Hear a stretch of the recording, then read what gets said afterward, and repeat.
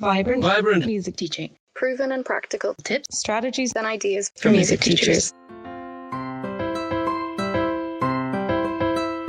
You're listening to the Vibrant Music Teaching Podcast. I'm Nicola Canton, and this week we're talking about teaching songwriting, even when you feel like you don't know how to do it yourself.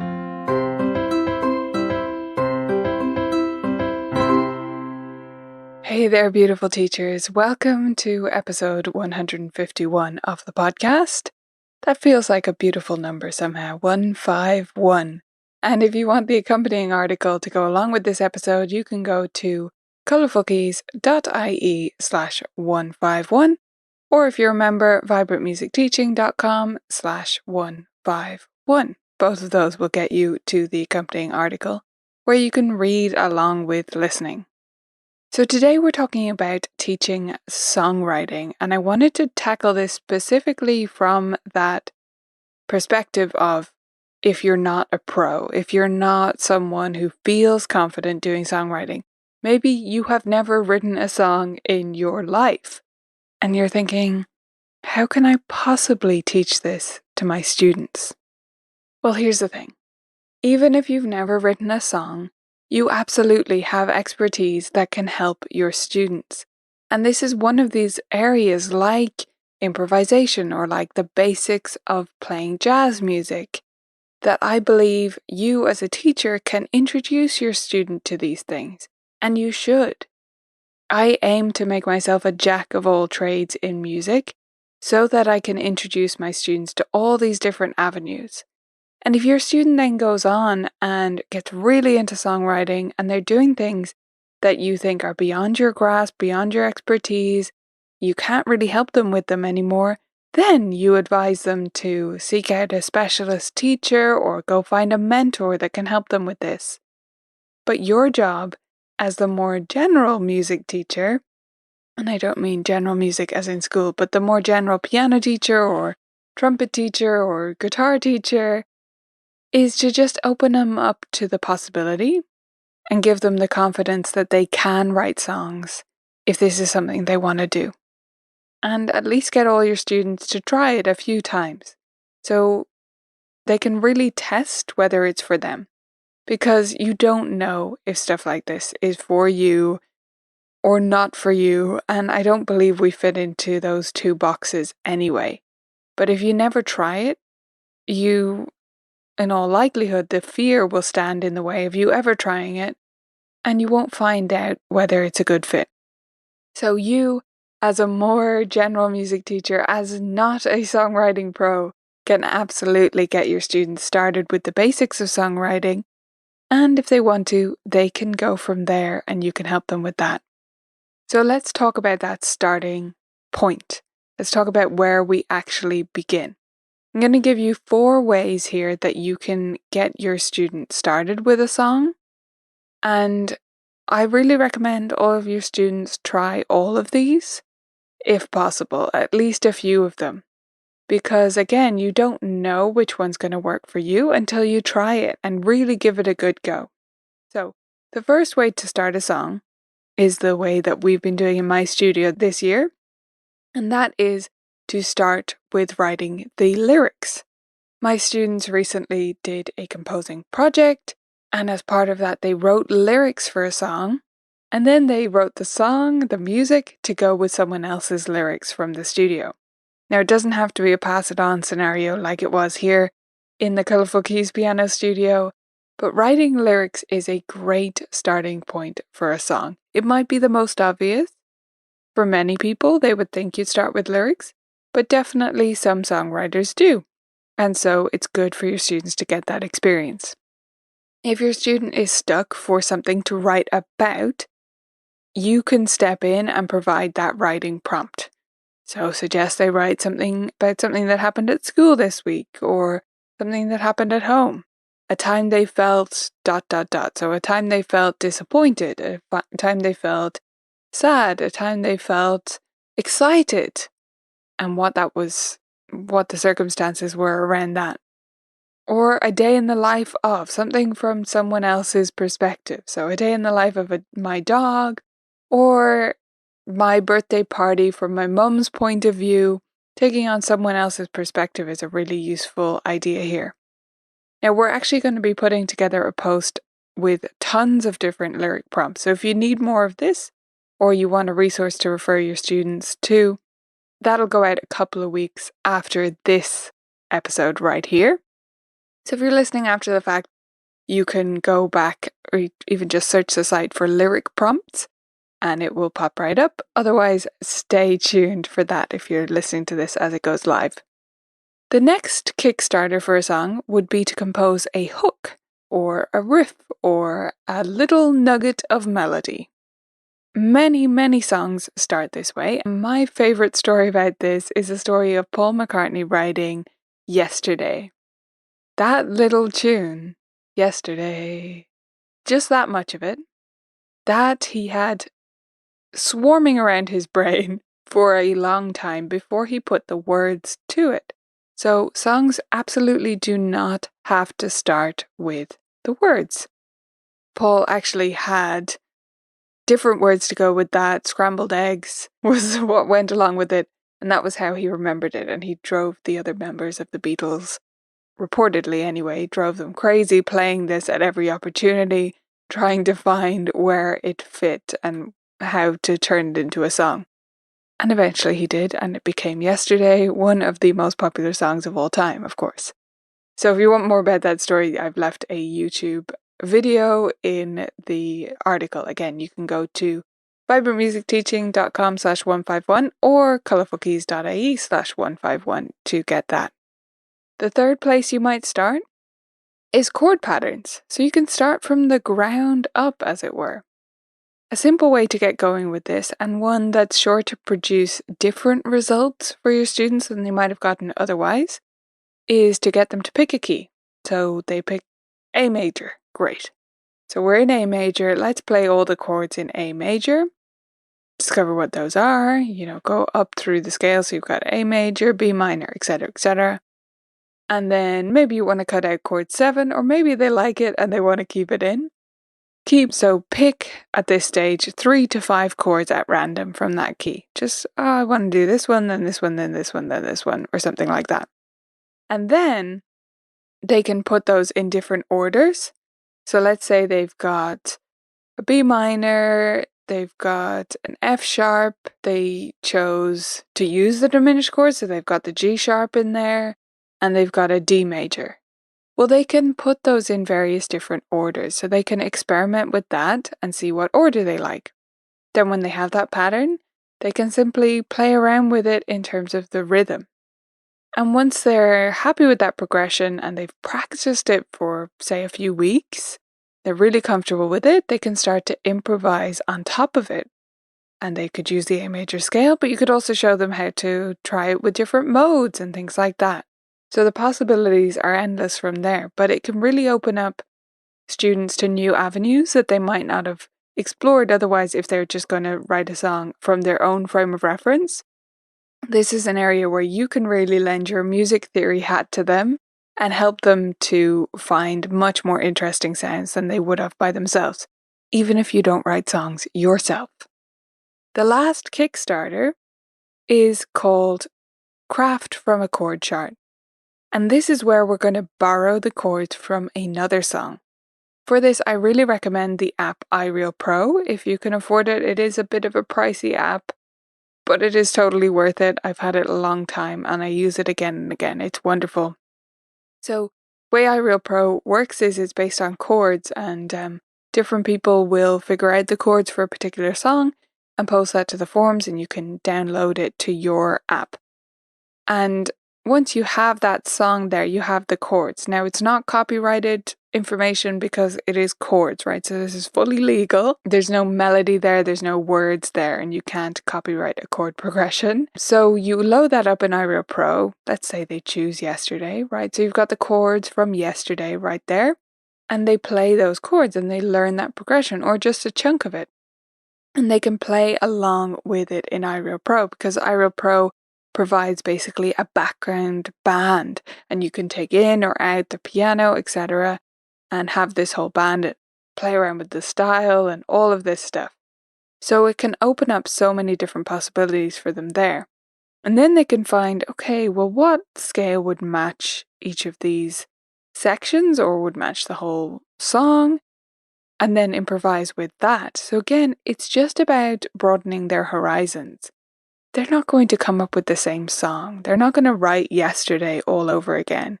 If you have a student who tends to do that, when you do this exercise, give them a song they've never heard before and they can start from that. And then they're sure not to come up with the same thing as whatever the original was that they hadn't heard before. It's not about stealing. It is just about using that as a prompt to write your own song. And it's going to change what you come up with, right? You're not stuck with your narrow frame of reference. You have this wealth of backlist songs to use as your, not even foundation, to use as your rough sketch, rough outline, so that you can create your own artwork from that. So those are 4 different ways that you could get a student started with their song. They could write the lyrics first, they could compose a little hook or a little riff first, they could songwrite with the chord progression that they come up with, or they could craft it from the chord chart of another person's song.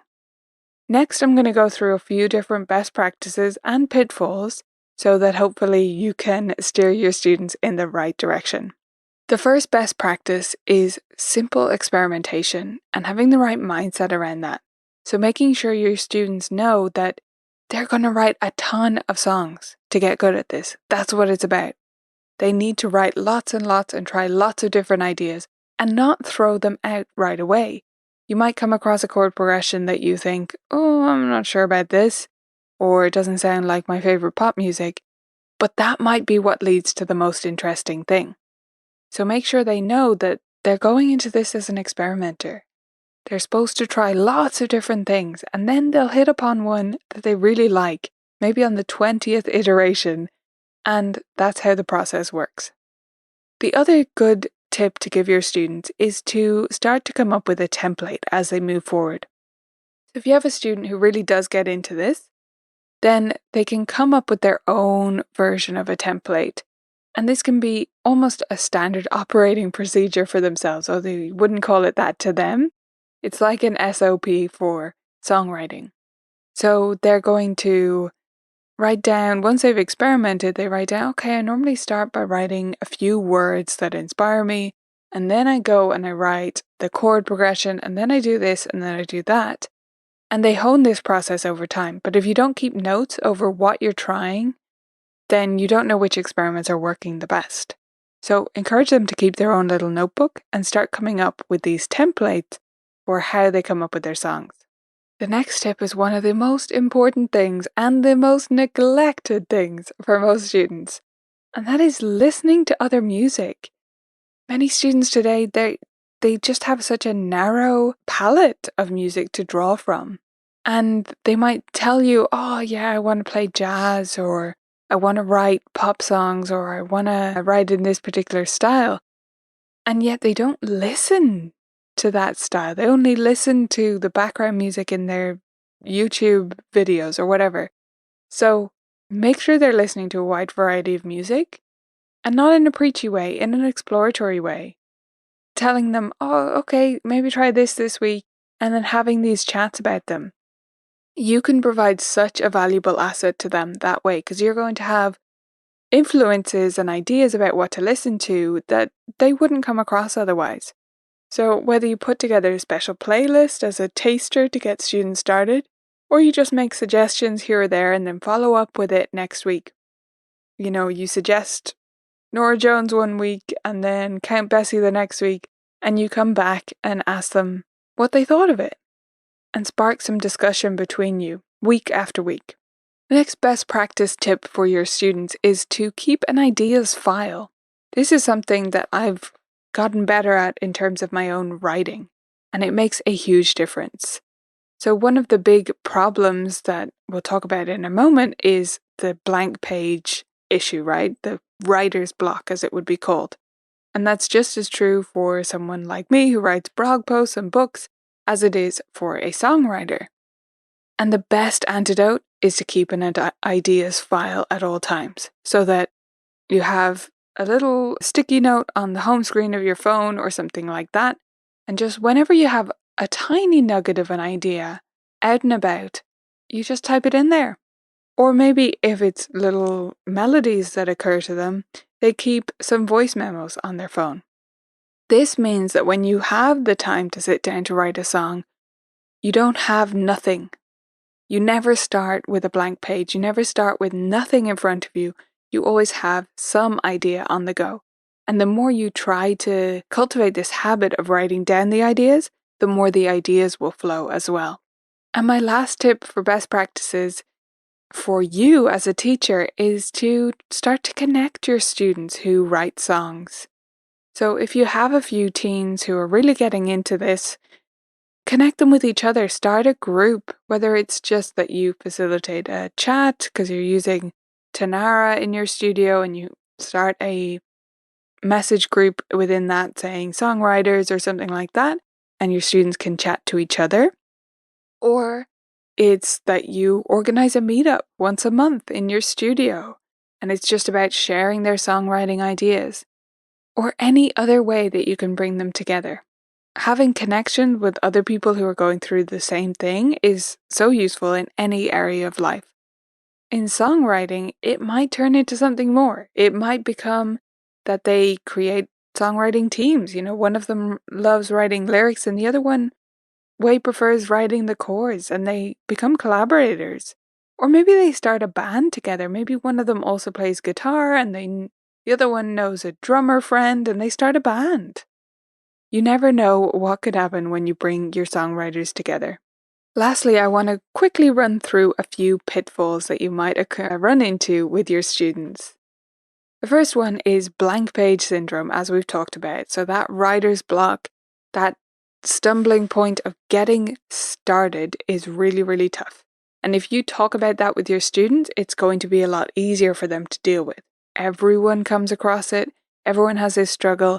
And that's why you start that idea bank and you just focus on building that up for a while maybe, so that when you do have the blank page in front of you, you have some different ideas to draw from and you can just pick out one of those that appeals in that moment and run from there. The next one is something that we're going to tackle more fully in a separate post as well, and that is working out rhythms. Many students will write a really interesting rhythm or compose a really interesting rhythm, but they can't write it down. They can't figure out how it actually goes. And it can, although they don't have to write their music on the staff, that's not necessary at all times, it can hold them back from really nailing down their full song if they can't work out the rhythm. So giving your students tools for working out the rhythms is really important. And again, we will have a separate article on that if you struggle to help your students to work out their rhythms. Another big struggle that students have is knowing when to finish their song and how to finish it. And I know in the limited composing that I do, this is the hardest part for me. I have trouble making it sound like it's done or wrapping it up.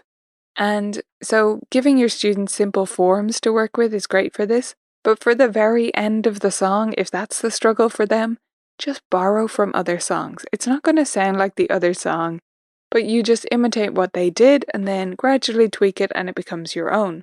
And much like the idea bank, you build this up over time, and eventually your student just has all this wealth of different endings that they could possibly do, and it feels entirely like their own, but they were originally borrowed from someone else.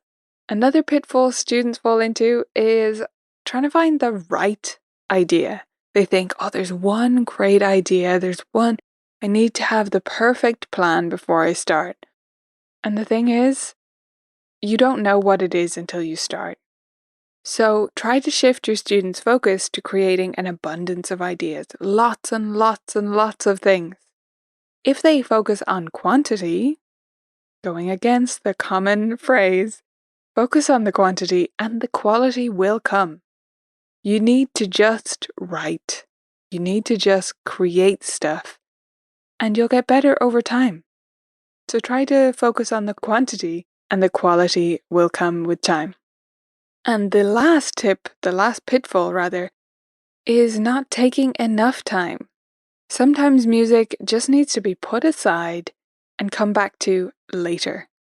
Sometimes you need to put things in a drawer or off of your home screen of your phone until you have time to stew on it in the back of your head. And then when you come back to it, the problem will be resolved. Or you'll discover, actually, I'm not invested in this idea anymore, and you might throw it away or just leave it back in the archives. But students need to learn to just take enough time over things and feel free to move on to the next idea and loop back when they're ready. The last section of this article is about quotes from the pros, and I want to leave you to read that because I think you'll be better off reading those yourself rather than me reading them aloud to you. But we have some great tips and ideas there from John Lennon, Leonard Cohen, Beyoncé, and Lisa Lucas, who wrote a wonderful book called The Young Musician's Guide to Songwriting.